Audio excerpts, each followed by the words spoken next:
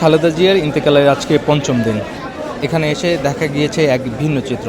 সকাল থেকেই কোরআন তেলাওয়াত করছে কোরআনের হাফেজরা।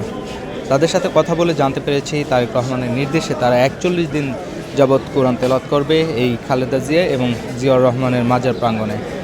তারা শিডিউল ভাগ করে নিয়েছে এবং সকাল থেকে রাত ১২টা পর্যন্ত কোরআন তেলাওয়াত করে, প্রতিদিন এক খতম করে কোরআন তেলাওয়াত করেন। এক খতম দিয়ে কিন্তু খালেদা জিয়া এবং জিয়াউর রহমানের আত্মার মাগফিরাত কামনা কিন্তু তারা দোয়া করছেন। আমরা তাদের সাথে কথা বলার চেষ্টা করব। আমরা কোরআন তেলাওয়াত করতেছি খালেদা জিয়ার মাগফিরাতের জন্য। আল্লাহ তাআলা যেন তাকে জান্নাতের উচ্চ মাকাম দান করে, তার জন্য দোয়া করি কোরআন পড়ে। এজন্য আল্লাহ তাআলার কাছে দোয়া করি কোরআন পড়ে আল্লাহ যেন তাকে মাফ করে দেয়, তার জান্নাতবাসী দান করে। এই জন্য আমরা কোরআন তেলাওয়াত করি।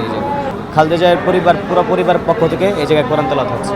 আমরা এখানে টানা তৃতীয়বার অর্জন করেছে দেশের সেরা সুপার ব্র্যান্ড স্বীকৃতি বসুন্ধরা টিস্যু। তারেক রহমানের নেতৃত্বে গত ৩ দিন আগে কোরআন তেলাওয়াত শুরু করি, যেটা অনবরত ২৪ ঘন্টা চলতে থাকে এবং সেই সময়টা আমরা শিফটিং অনুযায়ী ম্যানেজ করে নেই। এরপরে আমরা এই তেলাওয়াতটা স্যারের নেতৃত্বে ৪১ দিন জারি রাখার জন্য বলা হয়েছে। তো আমরা কালামে পাক এখানে তেলাওয়াত করি। এই তেলাওয়াতের বরকতে আল্লাহ যেন ওনাকে জান্নাতুল ফেরদাউসের মেহমান হিসাবে কবুল করে এবং ওনার আত্মার মাগফিরাতের উদ্দেশ্যে আমরা এখানে মূলত এই তেলাওয়াতটা করে থাকি। মনে করেন যে কোরআন তেলাওয়াত যদি আল্লাহ তাআলা হয়তো পারে এই কোরআন তেলাওয়াত রসুল আল্লাহ তাআলা তাকে মাফ করে দিতে পারে, এই জন্যই কোরআন তেলাওয়াত করা। আমরা ৩ দিন হয়েছি কোরআন তেলাওয়াত করতেছি এবং ৪১ দিন কোরআন তেলাওয়াত চলবে।